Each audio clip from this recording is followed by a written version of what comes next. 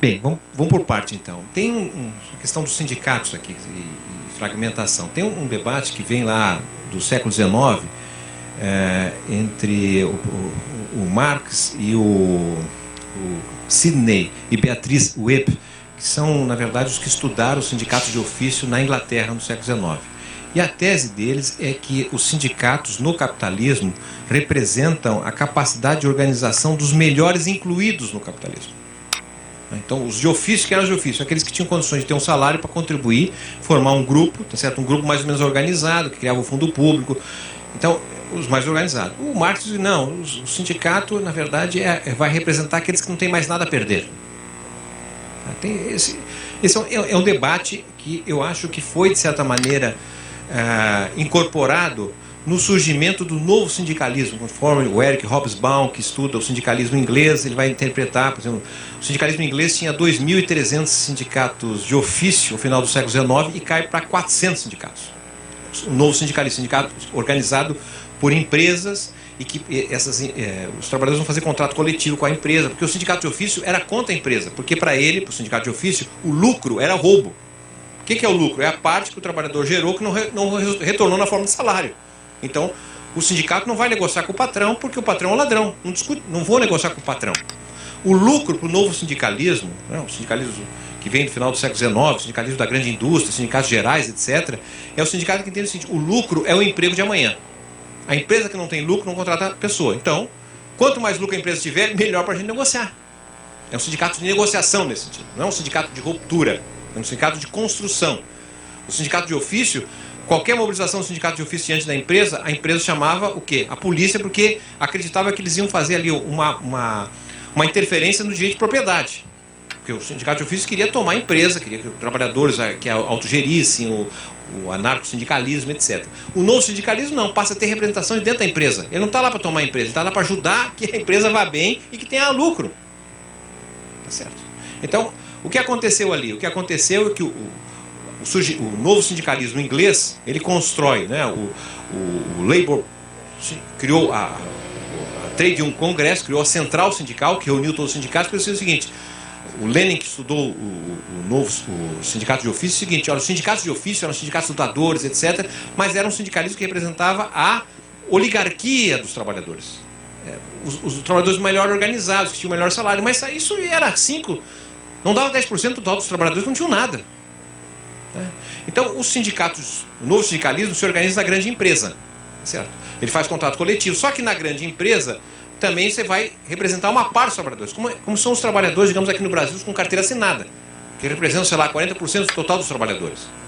Agora, como é que o sindicato pode falar em nome dos outros trabalhadores? Aí a importância da central sindical para reunir os demais sindicatos e ter uma voz mais ou menos convergente.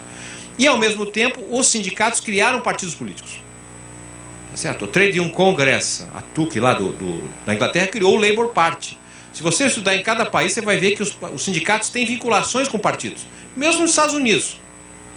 E aqui no Brasil, não podemos dizer o contrário. Essa espécie de apartidarização dos sindicatos significou, na verdade, uma especialização de tarefas. Porque o contrato coletivo feito na grande empresa, o que é o contrato coletivo? Estabeleceu a jornada de trabalho. Quando é que você vai trabalhar na empresa? Estabeleceu o piso de ingresso. O contrato coletivo faz isso.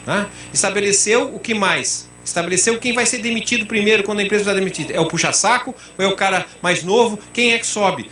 Então, o contrato coletivo estabeleceu as regras da empresa.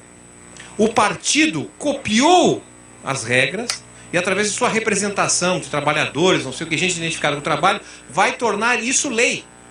O direito do trabalho, na verdade, é a transformação de conquistas no ambiente do local de trabalho que se transforma em algo geral.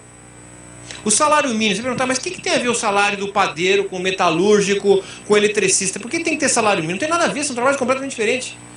Na verdade, você tem ali o quê? Uma cultura política que ninguém pode ganhar menos de um determinado valor. Isso é uma construção, que foi a associação do surgimento dos partidos políticos, tá certo? As leis em geral, que viram o jeito de trabalho. Qual é o problema nosso hoje? O problema nosso é que, na verdade, os sindicatos viraram, na verdade, expressão de algo que está se reduzindo e procuram representar, e esse novo mundo do trabalho está solto, sem representação. Então, Por isso que eu acredito que a forma de organização, que é uma forma de especialização, não responde, porque o problema do trabalhador, o problema dele é do transporte, é o problema da insegurança, é um outro tipo de organização, que não pode ser, me parece, um sindicato especializado, que só sabe falar sobre a questão do trabalho. O dirigente sindical não sabe falar nada sobre a condição. Ele fala, não, mas os sindicatos têm que voltar às bases. Como é que se organizaram os sindicatos no Brasil nos anos 70, durante a ditadura? O novo sindicalismo que surge nos anos 70, ele se organiza no local de moradia das pessoas e não no local de trabalho. O local de trabalho, ele começa a se organizar nos anos 80, já com a democratização e com a institucionalização das lutas sindicais. Então, onde é que surgiu o novo sindicalismo? Surgiu nos locais de moradia. As igrejas, a Igreja Católica, vou de novo aí para falar que eu falei da Igreja Católica, da Teologia da Libertação. Onde é que surgiu? Os locais de trabalho. Ali tinha um novo sujeito social, que é aquele que veio do campo, foi morar na cidade, não tinha lugar para ele, foi morar na periferia. E as suas reivindicações tornaram-se reivindicações que os sindicatos, que a igreja, que o partido trouxeram, e virou uma parte disso Constituição. A meu modo de ver, nós estamos diante de um outro sujeito social, um novo sujeito social que está tentando ser representado nessa fragmentação. A questão, é importante esse tipo de representação das mulheres, dos negros, etc. Só que isso não dá um todo. É importante ter isso, mas isso não dá um todo, porque não tem alguma coisa que dá centralidade. Essa que é a dificuldade.